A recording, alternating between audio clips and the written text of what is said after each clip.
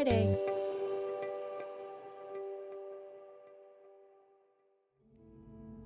Welcome everyone, I'm Crystalie, your host and your source for making Tulsa more beautiful. Thank you all so much for joining me for another Fab Friday beauty segment. Now in this segment, I wanted to talk about why waxing is a better alternative than shaving during the spring and summer months, but also year round. Now, with shaving, there's a lot of money that you spend on razors and shaving cream, and it doesn't last, and people generally will suffer from razor bumps, irritation, and breakouts.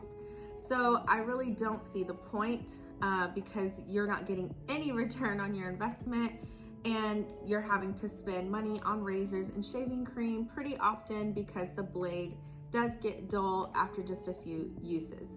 Now, with waxing, it's gonna actually slow down your hair growth, okay? So not only will it slow the growth down, but you will have less density. That means you will have less hair growing back in. So it's gonna make the hair more sparse, and it will also improve the texture, making it finer and softer, more easy to manage, and less noticeable.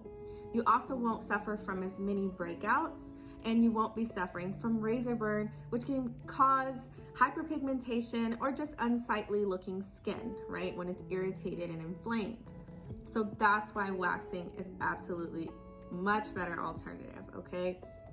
Now, you want to wax with your hair growth cycles. Now, your hair grows in cycles, okay? So I recommend waxing once a month so that way you're impacting and damaging that hair follicle with each new growth cycle. And this is how you get it to grow in less, and this is how you get it to change the texture, making it more fine. So once a month you come in, you don't shave in between.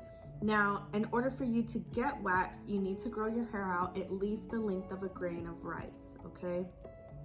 Now, depending on what you're getting waxed, that would be up to your technician to determine what type of wax is used that is best suited for your hair type or for that specific body part, okay?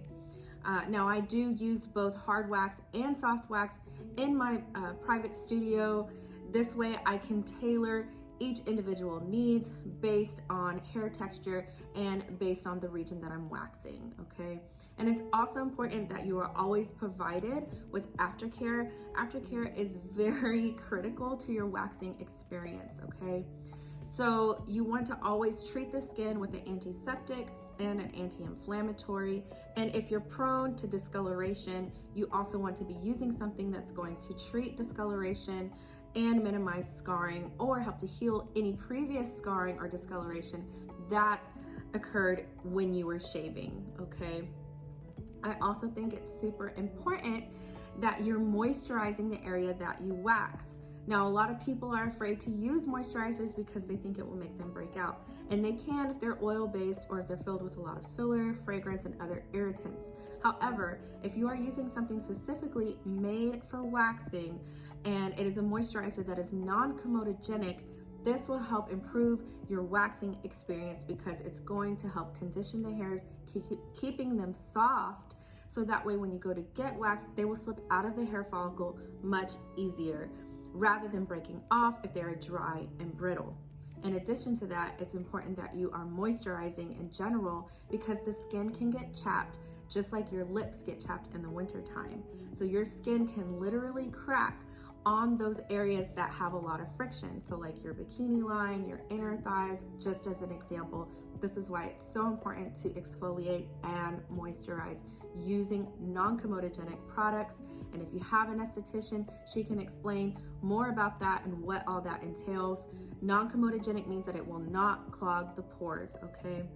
Now, my private studio is located in the heart of Midtown, 2 blocks away from Cherry Street on 17th and Peoria. It is a private studio. I do give more time so I can really individualize and take my time with each client to ensure that I'm gonna give them the best service, okay?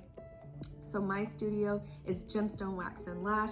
Make sure you're following me both on Facebook and Instagram, and that completes this beauty segment, okay? So I hope I see you next Friday here at the Tulsa Scene podcast. Make sure you like and subscribe this video and give it a thumbs up.